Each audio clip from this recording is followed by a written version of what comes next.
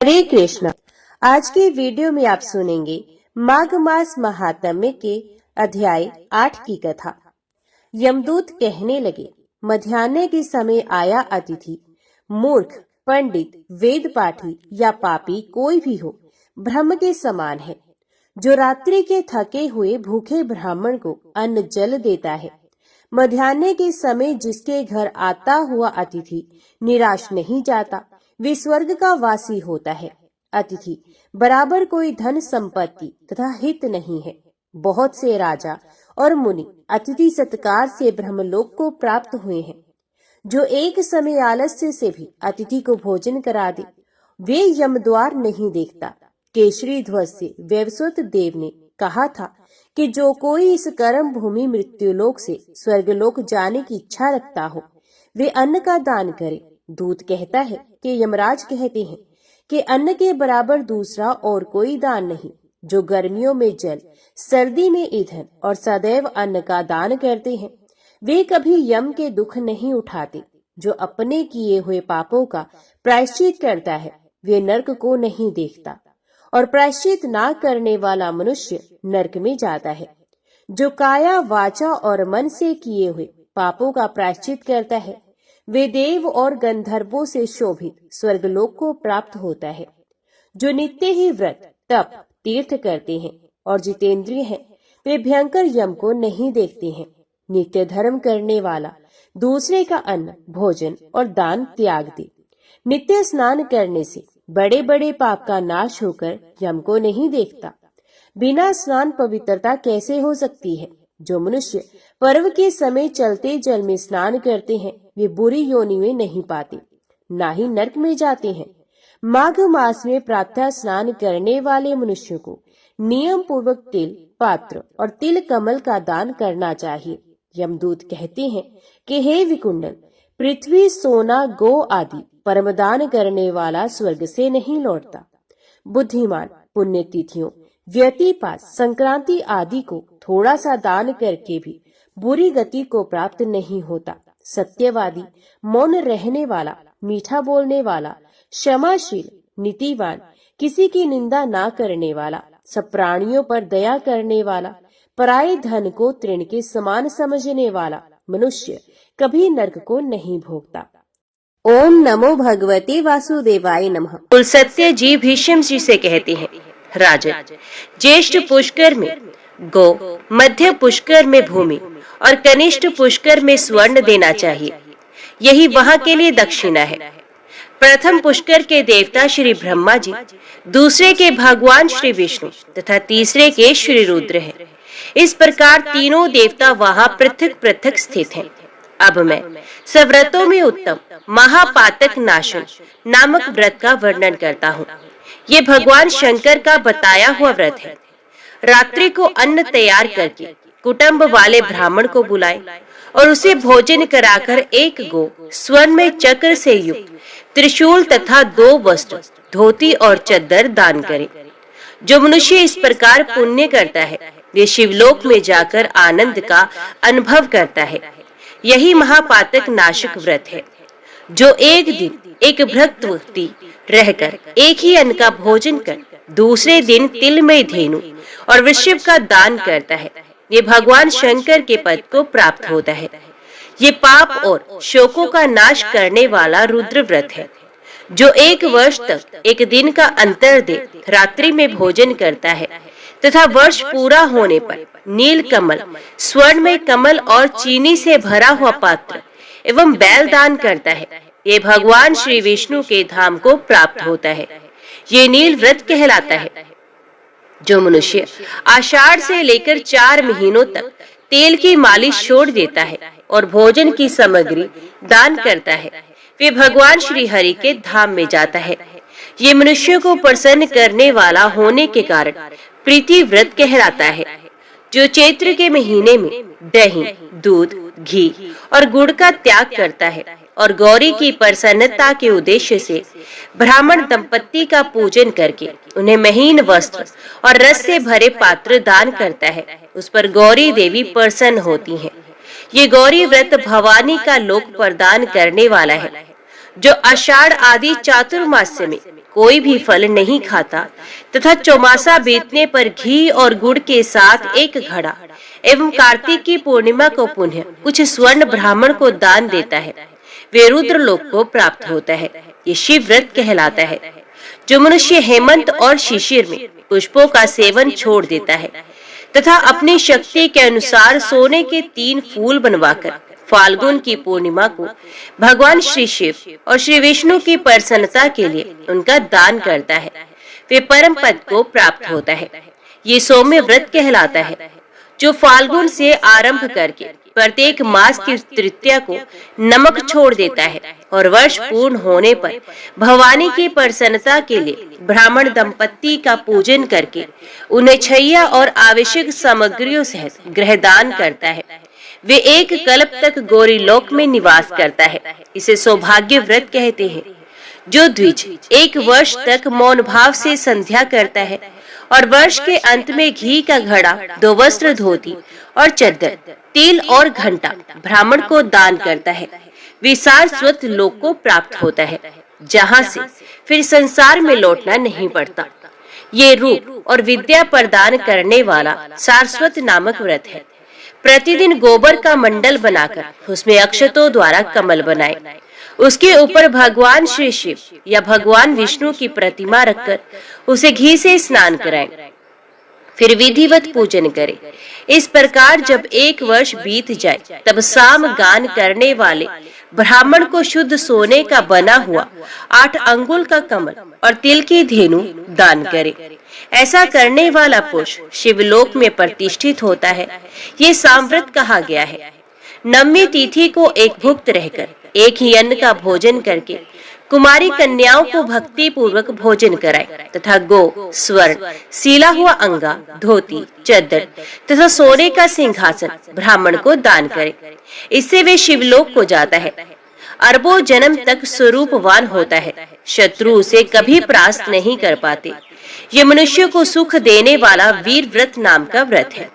चैत्र से आरंभ कर 4 महीनों तक प्रतिदिन लोगों को बिना मांगे जल पिलाएं और इस व्रत की समाप्ति होने पर अन्न वस्त्र सहित जल से भरा हुआ माट, तिल से पूर्ण पात्र तथा स्वर्ण दान करे।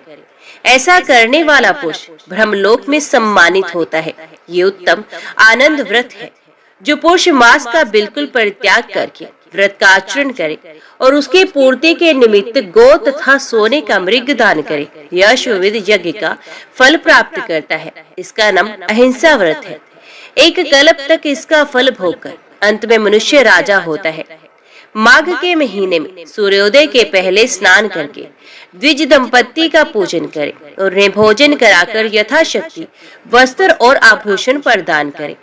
ये सूर्य व्रत है। इसका अनुष्ठान करने वाला पुरुष एक कल्प तक सूर्यलोक में निवास करता है। आषाढ़ आदि 4 महीनों में प्रतिदिन स्नान करे और फिर कार्तिक की पूर्णिमा के दिन ब्राह्मणों को भोजन कराकर गोदान दे तो वे मनुष्य भगवान श्री विष्णु के धाम को प्राप्त होता है। ये विष्णु व्रत है। जो एक अयन से दूसरे अयन तक पुष्प और घृत का सेवन छोड़ देता है और व्रत के अंत में फूलों का हार, घी और घृत मिश्रित खीर ब्राह्मण को दान करता है, वे शिवलोक में जाता है। इसका नाम शील व्रत है। जो नियत काल तक प्रतिदिन संध्या के समय दीप दान करता है तथा घी और तेल का सेवन नहीं करता, फिर व्रत समाप्त होने पर ब्राह्मण को दीपक, चक्र, शूल, सोना, धोती और चद्दर दान करता है, वे संसार में तेजस्वी होता है तथा अंत में रुद्रलोक को जाता है। ये दीप्ति व्रत है। जो कार्तिक से आरंभ करके प्रत्येक मास की तृतीया को रात के समय गोमूत्र में पकाई हुई जौ की लपसी खाकर रहता है और वर्ष समाप्त होने पर गोदान करता है, वे एक कल्प तक गौरीलोक में निवास करता है तथा उसके बाद इस लोक में राजा होता है। इसका नाम रुद्र व्रत है। ये सदा कल्याण करने वाला है। जो 4 महीनों तक चंदन लगाना छोड़ देता है तथा अंत में सीपी, चंदन, अक्षत और 2 श्वेत वस्त्र, धोती और चद्र ब्राह्मण को दान करता है, वे वरुण लोक में जाता है। ये दृढ़ व्रत कहलाता है। सोने का ब्रह्मांड बनाकर उसे तिल की ढेरी में रखे तथा मैं अहंकार रूपी तिल का दान करने वाला हूँ, ऐसी भावना करके घी से अग्नि को तथा दक्षिणा से ब्राह्मण को तृप्त करे। फिर माला, वस्त्र तथा आभूषणों द्वारा ब्राह्मण दंपत्ति का पूजन करके विश्वात्मा की तृप्ति के उद्देश्य से किसी शुभ दिन को अपनी शक्ति के अनुसार 3 तोले से अधिक सोना तथा तिल सहित ब्रह्मांड ब्राह्मण को दान करे। ऐसा करने वाला पुरुष पुनर्जन्म से रहित ब्रह्मपद को प्राप्त होता है। इसका नाम ब्रह्मव्रत है। ये मनुष्य को मोक्ष देने वाला है। जो 3 दिन केवल दूध पीकर रहता है और अपनी शक्ति के अनुसार 1 तोले से अधिक सोने का कल्प वृक्ष बनवाकर उसे 1 सेर चावल के साथ ब्राह्मण को दान करता है, वे भी ब्रह्मपद को प्राप्त होता है। ये कल्प वृक्ष व्रत है जो 1 महीने तक उपवास करके ब्राह्मण को सुंदर गोदान करता है, वे भगवान श्री विष्णु के धाम को प्राप्त होता है। इसका नाम भीम व्रत है। जो 20 तोले के अधिक सोने को बनवाकर पृथ्वी दान करता है और दिन भर दूध पीकर रहता है, वे रुद्र लोक में प्रतिष्ठित होता है। ये धन व्रत नामक व्रत है। ये 700 कल्पों तक अपना फल देता रहता है। माघ अथवा चैत्र की तृतीया को गुड़ की गौ बनाकर दान करे। इसका नाम गुड़ व्रत है। इसका अनुष्ठान करने वाला पुरुष गौरी लोक में सम्मान पाता है। अब परम आनंद प्रदान करने वाला महाव्रत का वर्णन करता हूँ, जो 15 दिन उपवास करके ब्राह्मण को 2 कपिला गोए दान करता है। वे देवताओं और असुरों से पूजित हो ब्रह्मलोक में जाता है तथा कल्प के अंत में सबका सम्राट होता है। इसका नाम प्रभाव्रत है। जो 1 वर्ष तक केवल एक ही अन्न का भोजन करता है और भक्ष्य पदार्थों के साथ जल का घड़ा दान करता है, ये कल्प पर्यंत शिवलोक में निवास करता है। इसे प्राप्ति व्रत कहते हैं। जो प्रत्येक अष्टमी को रात्रि में 1 बार भोजन करे और वर्ष समाप्त होने पर दूध देने वाली गौ का दान करता है, वे इंद्रलोक में जाता है। इसे सुगति व्रत कहते हैं। जो वर्षा आदि 4 ऋतुओं में ब्राह्मण को ईंधन देता है और अंत में घी तथा गौ का दान करता है, वे परब्रह्म को प्राप्त होता है। ये सब पापों का नाश करने वाला वैश्वानर व्रत है। जो 1 वर्ष तक प्रतिदिन खीर खाकर रहता है और व्रत समाप्त होने पर ब्राह्मण को 1 गाय और 1 बैल दान करता है, वे 1 कल्प तक लक्ष्मी लोक में निवास करता है। इसका नाम देवी व्रत है। जो प्रत्येक सप्तमी को 1 बार रात्रि में भोजन करता है और वर्ष समाप्त होने पर दूध देने वाली गौ दान करता है, उसे सूर्य लोक की प्राप्ति होती है। ये भानु व्रत है। जो प्रत्येक चतुर्थी को 1 बार रात्रि में भोजन करता है और वर्ष के अंत में सोने का हाथी दान करता है, उसे शिवलोक की प्राप्ति होती है। ये विनायक व्रत है। जो चौमासे भर बड़े बड़े फलों का परित्याग करके कार्तिक में सोने के फल का दान करता है तथा हवन कराकर उसके अंत में ब्राह्मण को गाय और बैल देता है, उसे सूर्य लोक की प्राप्ति होती है। ये सौर व्रत है। जो 12 द्वादशियों को उपवास करके अपनी शक्ति के अनुसार गो, वस्त्र और स्वर्ण के द्वारा ब्राह्मणों की पूजा करता है, वे परम पद को प्राप्त होता है। ये विष्णु व्रत है। जो प्रत्येक चतुर्दशी को 1 बार रात में भोजन करता और वर्ष की समाप्ति होने पर 1 गाय और 1 बैल दान करता है, उसे रुद्रलोक की प्राप्ति होती है। इसे त्रिंबकम व्रत कहते हैं। जो 7 रात उपवास करके ब्राह्मण को घी से भरा हुआ घड़ा दान करता है, ये ब्रह्मलोक को प्राप्त होता है। इसका नाम वर व्रत है। जो काशी जाकर दूध देने वाली गौ का दान करता है, वे 1 कल्प तक इंद्रलोक में निवास करता है। ये मित्र व्रत है। जो 1 वर्ष तक तांबुल का सेवन छोड़कर अंत में गोदान करता है, वे वरुण लोक को जाता है। इसका नाम वारुण व्रत है। जो चंद्रायण व्रत करके सोने का चंद्रमा बनाकर दान देता है, उसे चंद्रलोक की प्राप्ति होती है। ये चंद्र व्रत कहलाता है। जो ज्येष्ठ मास में 5 अग्नि तप कर अंत में अष्टमी या चतुर्दशी को सोने की गौ का दान करे, ये स्वर्ग को जाता है। ये रुद्र व्रत कहलाता है। जो प्रत्येक तृतीया को शिव मंदिर में जाकर 1 बार हाथ जोड़ता है और वर्ष पूर्ण होने पर दूध देने वाली गौ दान करता है, उसे देवी लोक की प्राप्ति होती है। इसका नाम भवानी व्रत है। जो माघ भर गीला वस्त्र पहनता और सप्तमी को गोदान करता, वे कल्प पर्यंत स्वर्ग में निवास करके अंत में इस पृथ्वी पर राजा होता है। इसे तापक व्रत कहते हैं। जो 3 रात उपवास करके फाल्गुन की पूर्णिमा को घर का दान करता है उसे आदित्य लोक की प्राप्ति होती है। ये धाम व्रत है। जो व्रत रहकर तीनों संध्याओं में प्रातः, मध्याह्न एवं सायंकाल में भूषणों द्वारा ब्राह्मण दंपत्ति की पूजा करता है उसे मोक्ष मिलता है। ये मोक्ष व्रत है। जो शुक्ल पक्ष में द्वितीया के दिन ब्राह्मण को नमक से भरा हुआ पात्र, वस्त्र से ढका हुआ कांसे का बर्तन और दक्षिणा देता है और व्रत समाप्त होने पर गोदान करता है, वे भगवान श्री शिव के लोक में जाता है तथा एक कल्प के बाद राजाओं का भी राजा होता है। इसका नाम सोमव्रत है। जो हर प्रतिपदा को एक ही अन्न का भोजन और वर्ष समाप्त होने पर कमल का दान करता है, वे वैश्वानर लोक में जाता है। इसे अग्निव्रत कहते हैं। जो प्रत्येक दशमी को एक ही अन्न का भोजन और वर्ष समाप्त होने पर 10 गोए तथा सोने का दीप दान करता है, वे ब्रह्मांड का स्वामी होता है।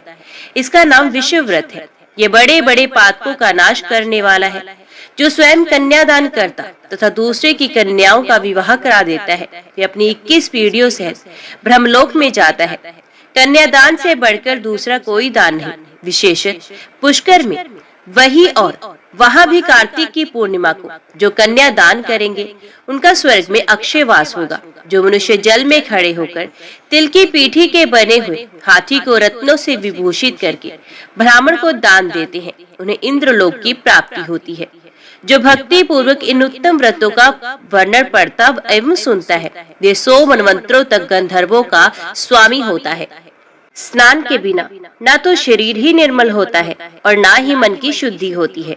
अतः मन की शुद्धि के लिए सबसे पहले स्नान का विधान है।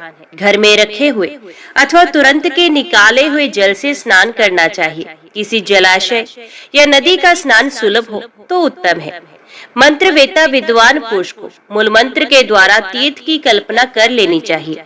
ओम नमो नारायणाय ये मूल मंत्र बताया गया है। पहले हाथ में कुश लेकर विधि पूर्वक आचमन करें तथा मन और इंद्रियों को संयम में रखते हुए बाहर भीतर से पवित्र रहें।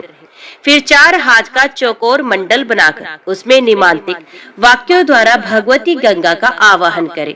गंगे, तुम भगवान श्री विष्णु के चरणों से प्रकट हुई हो। श्री विष्णु ही तुम्हारे देवता हैं, इसलिए तुम्हें वैष्णवी कहते हैं।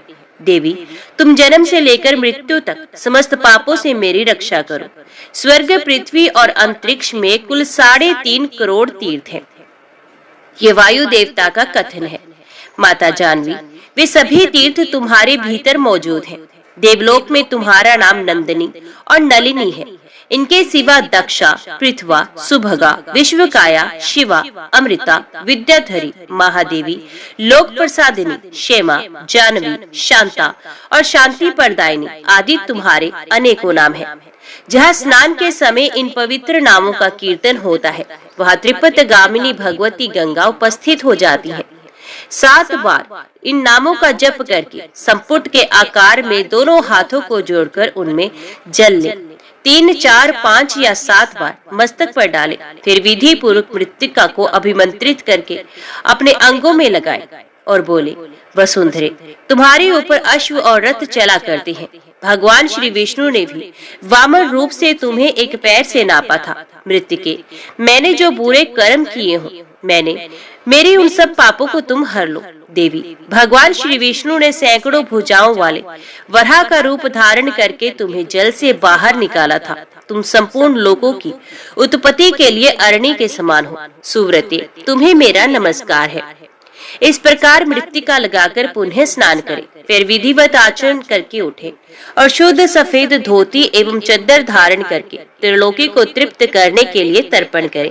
सबसे पहले ब्रह्मा, विष्णु, रुद्र और प्रजापति का तर्पण करें। तत्पश्चात देवता, यक्ष, नाग, गंधर्व, श्रेष्ठ अप्सराएं, करूर सर्प, गरुड़ पक्षी, वृक्ष, जंभक आदि असुर, विद्याधर मेघ, आकाशचारी जीव, निराधार जीव, पापी जीव तथा धर्म परायण जीवों को तृप्त करने के लिए मैं जल देता हूँ। ये कहकर उन सबको जलांजलि दे। देवताओं का तर्पण करते समय यज्ञोपवीत को बाएं कंधे पर डाले रहे। तत्पश्चात उसे गले में माला की भांति कर ले और मनुष्यों, ऋषियों तथा ऋषि पुत्रों का भक्ति पूर्वक तर्पण करे। सनक, सनंदन, सनातन, कपिल, आसुरी, वोडु और पंचशिख ये सभी मेरे दिए जल से सदा तृप्त हो, ऐसी भावना करके जल दे। इसी प्रकार मरीचि, अत्रि, अंगिरा, पुलस्त्य, पुलहु, कृतु, प्रचेता, वशिष्ठ, भृगु, नारद तथा संपूर्ण देव ऋषियों एवं ब्रह्म ऋषियों का अक्षत से जल के द्वारा तर्पण करे। इसके बाद यज्ञोपवीत को दाएं कंधे पर, बाएं घुटने को पृथ्वी पर टेक कर बैठे। फिर अग्निश्वात, सौम्य, हविष्मान, उष्म, सुकाली, भर्षित तथा आजप्य नाम के पितरों का तिल और चंदन युक्त जल से भक्ति पूर्वक तर्पण करे। इसी प्रकार हाथों में कुश लेकर पवित्र भाव से परलोकवासी पिता, पितामह आदि और मातामह आदि का नाम गोत्र का उच्चारण करते हुए तर्पण करे। इस क्रम से विधि और भक्ति के साथ सबका तर्पण करके मंत्र का उच्चारण करे।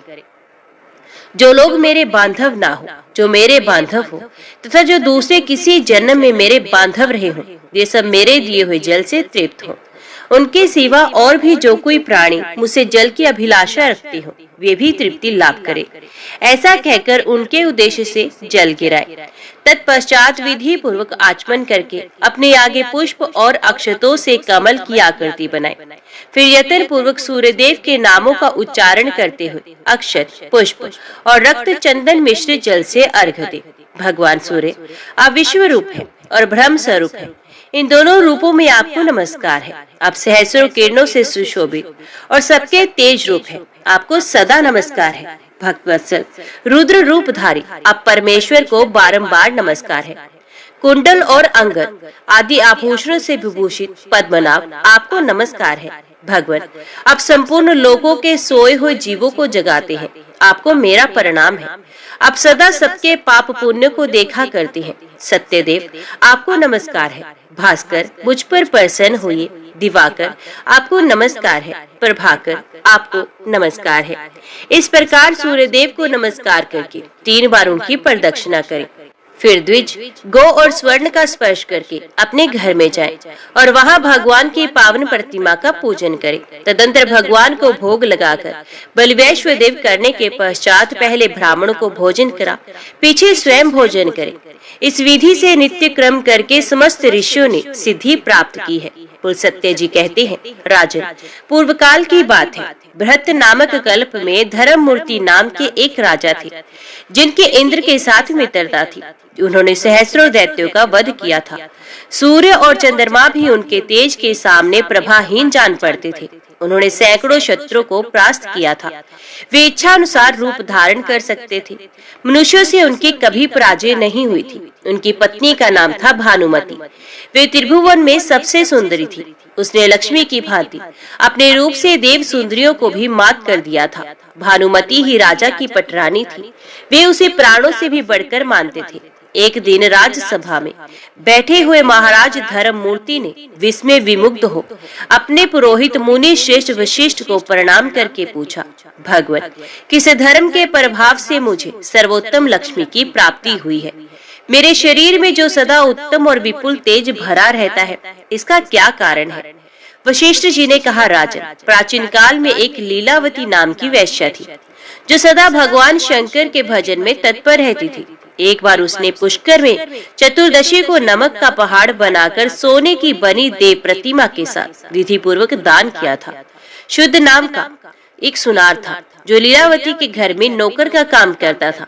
उसी ने बड़ी श्रद्धा के साथ मुख्य मुख्य देवताओं की स्वर्णमयी प्रतिमाएं बनाई थी, जो देखने में अत्यंत सुंदर तथा शोभाएं संपन्न थी।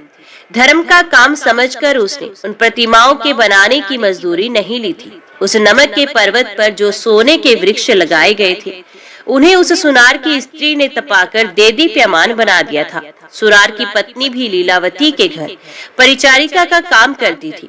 उन्हीं दोनों ने ब्राह्मणों की सेवा से लेकर सारा कार्य संपन्न किया था।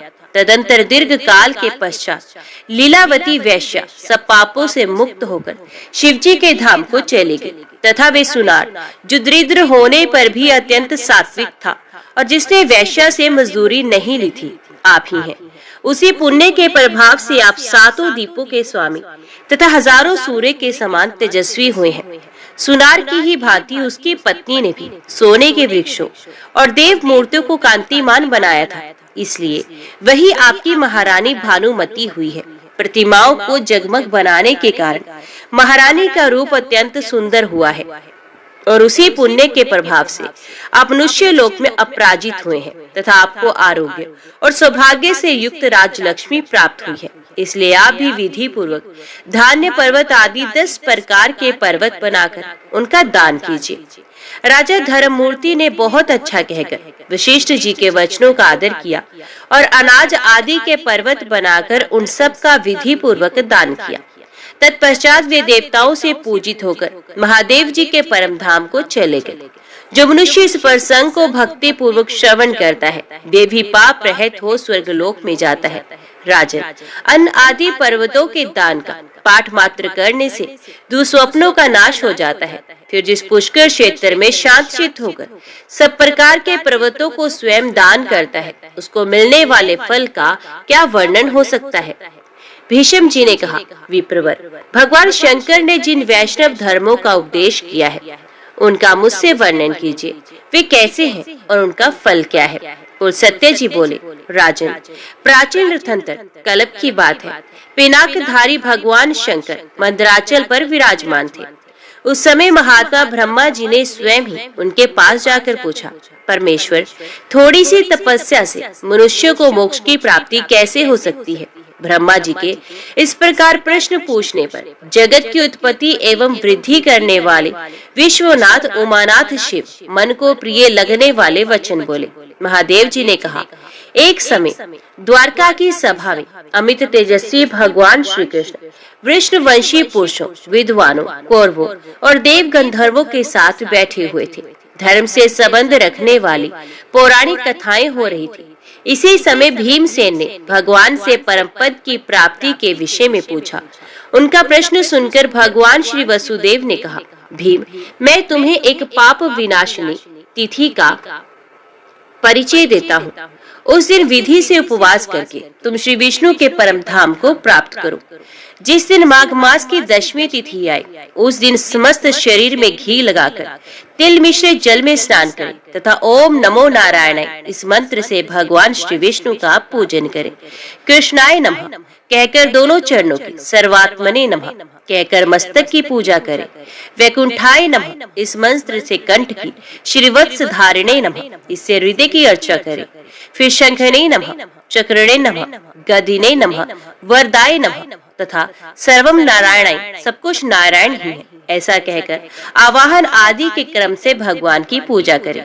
इसके बाद दामोदराय नमः कहकर उदर का, पंचजन्याय नमः इस मंत्र से कमर का, सौभाग्यनाथाय नमः इससे दोनों जांघों का, भूतधारिणे नमः से दोनों घुटनों का, नीलाय नमः इस मंत्र से पिंडलियों, घुटने से नीचे के भाग का और विश्व सृजे नमः इससे पुनः दोनों चरणों का पूजन करें। तत्पश्चात देव्ये नमः, शांति नमः, लक्ष्मी नमः, श्रिये नमः, तुष्टे नमः, पुष्टे नमः, वयुष्टे नमः इन मंत्रों से भगवती लक्ष्मी की पूजा करें। इसके बाद वायु वेगाय नमः, पक्षिणे नमः, विश्व प्रमथनाय नमः, विहंगनाथाय नमः इन मंत्रों के द्वारा गरुड़ की पूजा करनी चाहिए। इसी प्रकार गंध, पुष्प, धूप तथा नाना प्रकार के पकवानों द्वारा श्री कृष्ण की, महादेव जी की तथा गणेश जी की भी पूजा करें। फिर गौ के दूध की बनी हुई खीर लेकर घी के साथ मौन पूर्वक भोजन करें। भोजन के अनंतर विद्वान पुरुष 100 पग चलकर बरगद अथवा खैरे की दातुन ले उसके द्वारा दांतों को साफ करें। फिर मुंह धोकर आचमन करें। सूर्यास्त होने के बाद उत्तराभिमुख होकर बैठ जाए। सायंकाल की संध्या करें। उसके अंत में ये कहे, भगवान श्री नारायण को नमस्कार है। भगवान, मैं आपकी शरण में आया हूँ। इस प्रकार प्रार्थना करके रात्रि में शयन करें। दूसरे दिन एकादशी को निराहार रहकर भगवान केशव की पूजा करें और रात भर बैठा रहकर शेषशायी भगवान की आराधना करें। फिर अग्नि में घी की आहुति देकर प्रार्थना करें कि हे पुंडरीकाक्ष, मैं द्वादशी को श्रेष्ठ ब्राह्मणों के साथ ही खीर का भोजन करूंगा। मेरा ये व्रत निर्विघ्नता पूर्वक पूर्ण हो। ये कहकर इतिहास पुराण की कथा सुनने के पश्चात शयन करें। सवेरा होने पर नदी में जाकर प्रसन्नता पूर्वक स्नान करें। पाखंडियों के संसर्ग से दूर रहें। विधि पूर्वक संध्या उपासन करके पितरों का तर्पण करें। फिर शेषशायी भगवान को प्रणाम करके घर के सामने भक्ति पूर्वक एक मंडप का निर्माण कराएं। उसके भीतर 4 हाथ की सुंदर वेदी बनवाएं। वेदी के ऊपर 10 हाथ का तोरण लगाएं। फिर सुदृढ़ खंभों के आधार पर एक कलश रखें। उसमें नीचे की ओर उड़द के दाने के बराबर छेद कर दें। तदंतर उसे जल से भरें और स्वयं उसके नीचे काला मृग चर्म बिछाकर बैठ जाए। कलश से गिरती हुई धारा को सारी रात अपने मस्तक पर धारण करें। वेद वेत्ता ब्राह्मणों ने धाराओं की अधिकता के अनुपात में फल में भी अधिकता बताई है। इसलिए व्रत करने वाले द्विज को चाहिए कि प्रयत्न पूर्वक उसे धारण करें। दक्षिण दिशा की ओर अर्धचंद्र के समान, पश्चिम की ओर गोल तथा उत्तर की ओर पीपल के पत्ते की आकृति का मंडल बनाएं। वैष्णव द्विज को मध्य में कमल के आकार का मंडल बनवाना चाहिए। पूर्व की ओर जो वेदी का स्थान है उसके दक्षिण ओर भी दूसरी वेदी बनाएं। भगवान श्री विष्णु के ध्यान में तत्पर हो पूर्वोक्त जल की धारा को बराबर मस्तक पर धारण करता रहे।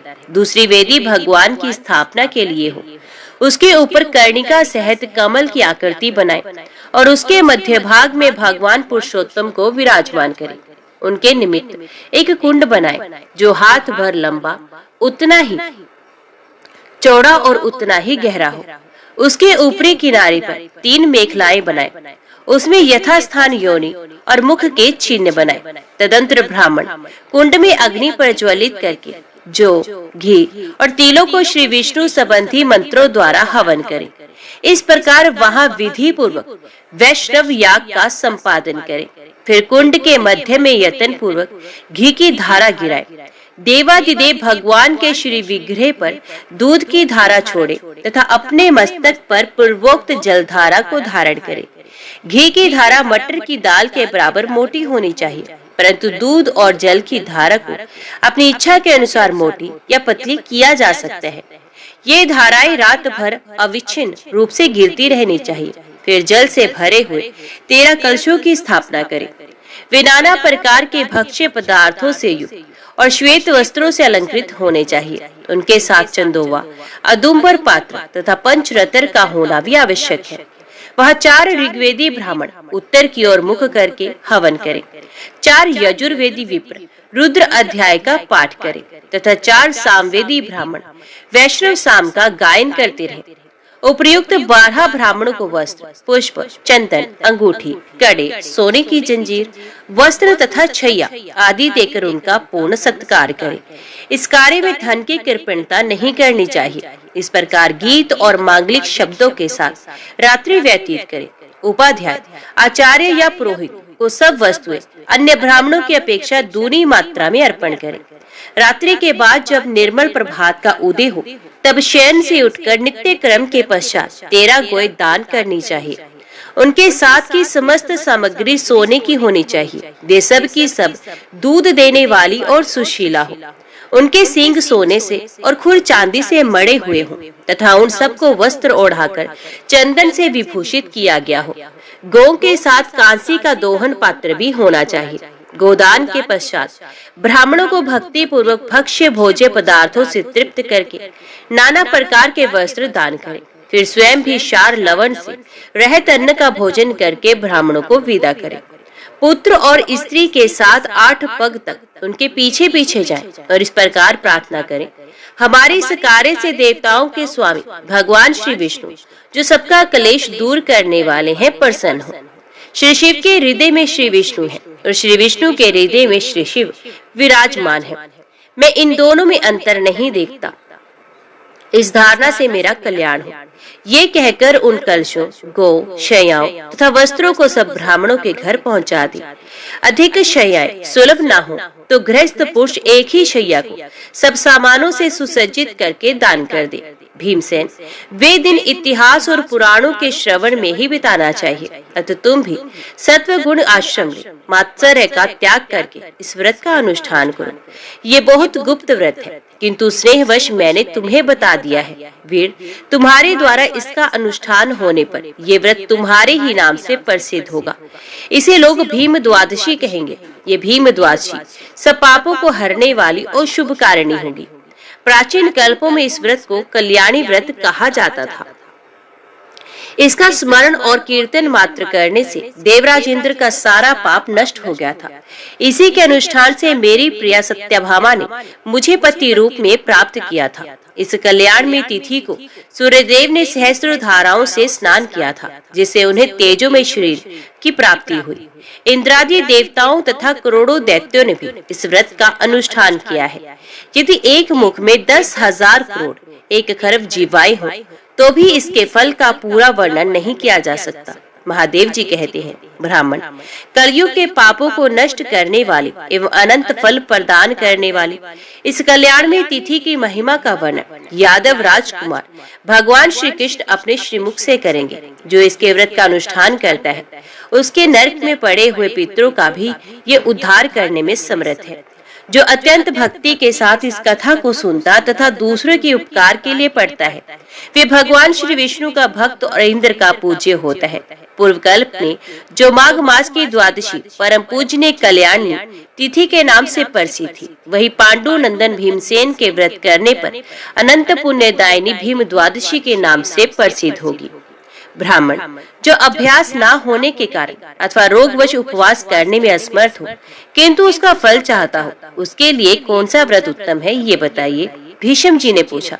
पुलस्त्य जी ने कहा, राजन, जो लोग उपवास करने में असमर्थ हैं, उनके लिए यही व्रत अभीष्ट है, जिसमें दिन भर उपवास करके रात्रि में भोजन का विधान हो। मैं ऐसे महान व्रत का परिचय देता हूँ, सुनो। उस व्रत का नाम है आदित्य शयन। उसमें विधि पूर्वक भगवान शंकर की पूजा की जाती है। पुराणों के ज्ञाता महर्षि जिन नक्षत्रों के योग में इस व्रत का उपदेश करते हैं, उन्हें बताता हूँ।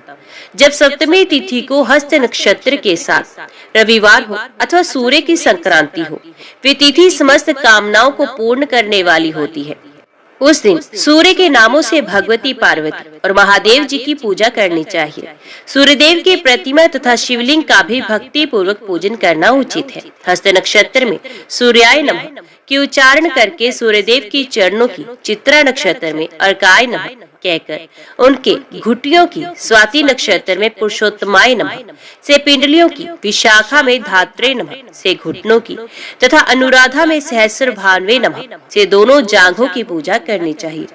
ज्येष्ठ नक्षत्र में अंगनाय नमः से गृह प्रदेश की, मूल में इंद्राय नमः और भीमाय नमः से कटभाग की, पूर्वषाढ़ा में, उत्तरषाढ़ा में त्वष्टे नमः और सप्त तुर्माय नमः से नाभि की, श्रवण में तीक्ष्णाश्व नमः से उदर की, धनिष्ठा में विकृतलाय नमः ये दोनों बगलों की और शतभिषा और नक्षत्र में धवांत विनाशनाय नमः से सूर्य के वक्ष स्थल की पूजा करनी चाहिए। पूर्वा और उत्तर भद्रपदा में चंडकाराय नमः से दोनों भुजाओं का, रेवती में सामनावधिशाय नमः से दोनों हाथों का, अश्वनी में सप्ताश्व रुंधाराय नमः से नखों का और भरणी में दिवाकराय नमः से भगवान सूर्य के कंठ का पूजन करें। कृतिका में ग्रीवा की, रोहिणी में ओठों की, मृगशिरा में जीवा की तथा आद्रा में हरे नमः से सूर्यदेव के दांतों की अर्चना करें।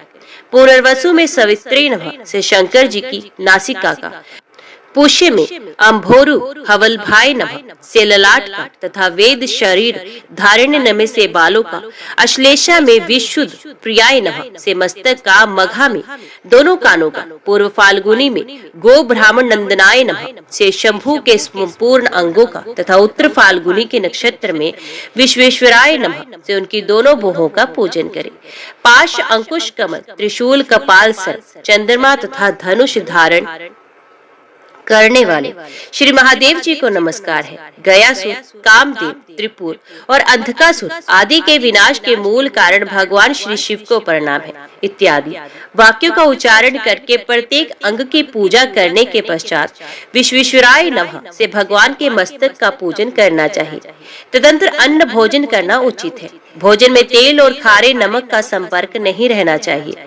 मांस और उचिष्ट अन्न का तो कदापि सेवन न करें। राजन, इस प्रकार रात्रि में शुद्ध भोजन करके पुनर्वसु नक्षत्र में दान करना चाहिए। किसी बर्तन में एक सेर अघनी का चावल, गूलर की लकड़ी का पात्र तथा कृत रखकर स्वर्ण के साथ उसे ब्राह्मण को दान करें। 7वें दिन के पारण में और दिनों की अपेक्षा एक जोड़ा वस्त्र अधिक दान करना चाहिए। 14वें दिन के पारण में गुड़, खीर और घृत आदि के द्वारा ब्राह्मण को भक्ति पूर्वक भोजन कराएं। तदंतर कर्णिका सहित सोने का अष्टदल कमल बनाएं जो 8 अंगुल का हो तथा जिसमें नीलम की पत्तियां अंकित की गई हो। फिर सुंदर छैया तैयार कराएं जिस पर सुंदर बिछोना बिछाकर तकिया रखा गया हो और ऊपर से चंदोवा तना हो। छैया के ऊपर पंखा रखा गया हो। उसके आसपास खड़ाऊ, जूता, छत्र, चवर, आसन और दर्पण रखे गए हो। फल, वस्त्र, चंदन तथा आभूषणों से वे छैया सुशोभित होनी चाहिए। ऊपर बताए हुए सोने के कमल को उस छैया पर रखते। इसके बाद मंत्र उच्चारण पूर्वक दूध देने वाली अत्यंत सीधी कपिला गो का दान करें। वे गो उत्तम गुणों से संपन्न, वस्त्र आभूषणों से सुशोभित और वज्र सहित होनी चाहिए। उसके खुर चांदी से और सींग सोने से मड़े होने चाहिए तथा उसके साथ कांसी की दोहिनी होनी चाहिए।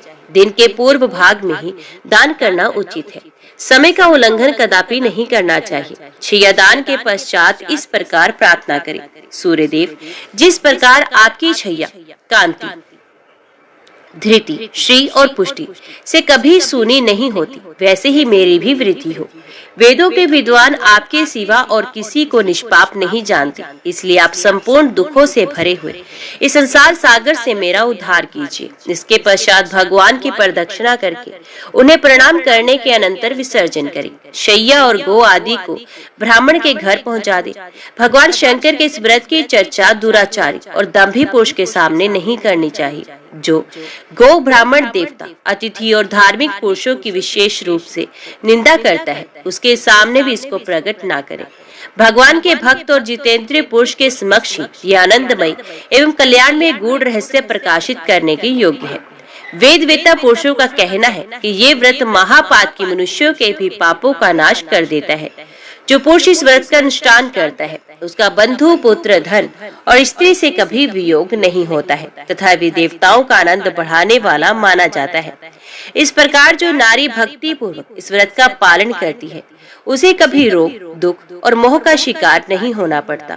प्राचीन काल में महर्षि वशिष्ठ, अर्जुन, कुबेर तथा इंद्र ने इस व्रत का आचरण किया था। इस व्रत के कीर्तन मात्र से सारे पाप नष्ट हो जाते हैं, इसमें तनिक भी संदेह नहीं। जो पुरुष इस आदित्य शयन नामक व्रत के महात्म्य एवं विधि का पाठ करता है या श्रवण करता है वे इंद्र का प्रियतम होता है तथा जो इस व्रत का अनुष्ठान करता है वे नरक में भी पड़े हुए समस्त पितरों को स्वर्गलोक में पहुंचा देता है।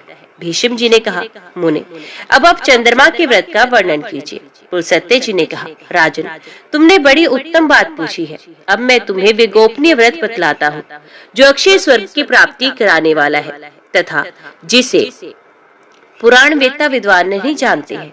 इस लोक में रोहिणी चंद्रशयन नामक व्रत बड़ा ही उत्तम है। इसमें चंद्रमा के नामों द्वारा भगवान नारायण की प्रतिमा का पूजन करना चाहिए। जब कभी सोमवार के दिन पूर्णिमा तिथि हो अथवा पूर्णिमा को रोहिणी नक्षत्र हो उस दिन मनुष्य सवेरे पंचगव्य और सरसों के दानों से युक्त जल से स्नान करे तथा विद्वान पुरुष मंत्रों के 800 बार जप करे। यदि शूद्र भी इस व्रत को करे तो अत्यंत भक्ति पूर्वक सोमाय नमः, वरदाय नमः, विष्णवे नमः इन मंत्रों का जप करे और पाखंडियों से, विधर्मियों से बातचीत ना करे। जप करने के पश्चात घर आकर फल, फूल आदि के द्वारा भगवान श्री मधुसूदन की पूजा करे। साथ ही चंद्रमा के नामों का उच्चारण करता रहे। सोमाय शांताय नमः कहकर भगवान के चरणों का, अनंत धामने नमः का उच्चारण करके उनके घुटनों का, पिंडलियों का, जलोदराय नमः से दोनों जांघों का, काम सुखप्रदाय नमः से चंद्र स्वरूप का, भगवान के कट भाग का, अमृतुद्राय नमः से उदर का, शशाक्राय नमः से नाभि का, चंद्राय नमः से मुखमंडल का, द्विज नामाधिपाय नमः से दांतों का, चंद्रमेश से नमः से मुंह का, कोमोद दवन प्रियाय नमः से ओठों का पूजन करें। रोहिणी नाम धारण करने वाले लक्ष्मी के सौभाग्य और सुख रूप अमृत के समुद्र तथा कमल किसी कांति वाले भगवान को नमस्कार है। इस मंत्र का उच्चारण करके भगवान के सामने मस्तक झुकाएं।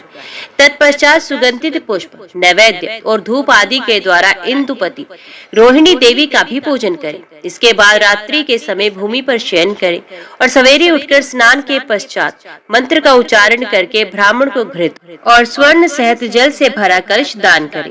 फिर दिन भर उपवास करने के पश्चात गौमूत्र पीकर मांस वर्जित एवं खारे नमक से रहित अन्न के 21 ग्रास घी के साथ यजन करें। तदंतर 2 घड़ी तक इतिहास, पुराण आदि का श्रवण करें। राजन, चंद्रमा को कदम्ब, नील कमल, केवड़ा जाति पुष्प, कमल, शतपत्रिका, बिना कुम्हाई कब्ज के फूल, सिंधु वार चमेली, अन्यान्य श्वेत पुष्प, करवीर तथा चंपा यही फूल चढ़ाने चाहिए। उपर्युक्त फूलों की जातियों में से एक एक को श्रावण आदि महीनों में अर्पण करें। जिस महीने में व्रत शुरू किया जाए उस समय जो भी पुष्प सुलभ हो उन्हीं के द्वारा श्री हरि का पूजन करना चाहिए। इस प्रकार 1 वर्ष तक इस व्रत का विधिवत अनुष्ठान करके समाप्ति के समय शयनोपयोगी सामग्रियों के साथ शय्या दान करें। रोहिणी और चंद्रमा की स्वर्णमयी मूर्ति बनाएं। उनमें चंद्रमा 6 उंगल की और रोहिणी 4 उंगल की होनी चाहिए।